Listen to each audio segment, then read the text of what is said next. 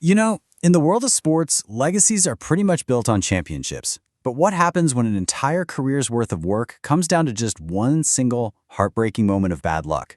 Well, today we're going to dive into one of the closest championship fights in modern NASCAR history, and the one regret that still follows a champion to this day. Just give me the championship back. Wow.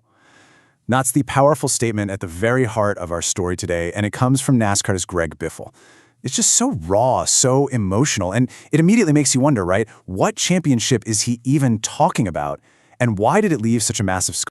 So this all comes from a 2016 interview where Biffle was looking back on his career. He was asked if there was just one race, one single race, that he could get a do-over on.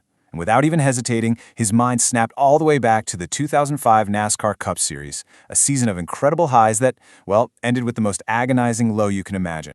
To really feel the weight of that regret, you have to understand just how good Greg Biffle was in 2005. I mean, this wasn't some long-shot story. The guy was a titan on the track, a driver at the absolute peak of his game, and he was gunning for the biggest prize in American stock car racing. 6. This is the number that really defined Biffle's 2005 season. In a field that was absolutely stacked with legends, winning 6 races, that was a huge statement. It basically told everyone he was undeniably a top contender for the title. And this list right here, it just shows you how versatile he was. I mean, he won at the huge superspeedway in California, he tamed the track Too Tough to Tame at Darlington, he dominated the high banks of Dover, and he even won the season finale at Homestead. He proved he could win on any kind of track, which made him a seriously scary opponent in that championship hunt. But then came the moment that would haunt him forever. With only 3 races left in the entire season, the series rolled into Texas Motor Speedway. This was the race. Out of a 36-race marathon, this was the single event that would end up casting a massive shadow over his entire incredible season. Okay, so picture this. He's having a great run, just cruising in 3rd place, and then disaster. A loose wheel. That's it. He has to make an unscheduled pit stop while the race is still going full speed. And the timing? It was just catastrophic. The caution flag he needed never came out, and he got trapped a full lap behind all the leaders. A potential top 5 finish just gone, replaced by a totally devastating 20th place result. That one unlucky break in Texas had massive repercussions. It wasn't just a bad day at the track, it was the moment the championship completely swung away from him. In the final standings, they would show just how costly that one moment truly was.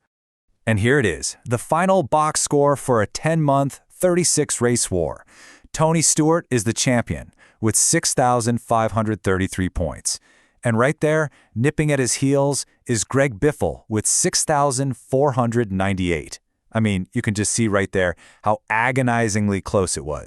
The final gap was just 35 points. 35! The points he lost from that 20th place finish at Texas, all because of one loose wheel, it was more than enough to have won it all. A championship just snatched away by the slimmest of margins. It is the literal definition of a sporting heartbreak. But you know, that 2016 interview wasn't just about reliving a painful memory. Biffle also shared his ideas for the future of the sport, and it gives us this fascinating look into how he'd change NASCAR if he were in charge. So what's his big idea? A total overhaul of the race weekend. He said he'd push for 2-day shows at every single track, packing all the action into a shorter, more intense schedule. He was totally convinced it would create a better, more exciting experience for everybody, from the fans to the teams themselves. And this is where our story takes a very unexpected turn. The article that published Biffle's thoughts on all this, it ends in a way that is just shocking. We're now looking at how the article itself frames Biffle's story, and trust me, it's a frame that will leave you scratching your head. Okay, so according to the source material, an article supposedly from the future, December 2025, the story takes a really tragic and honestly bizarre turn. It's super important to note that this information comes directly from the final lines of the piece we're looking at. The article ends with this chilling sentence, and I'm quoting directly here.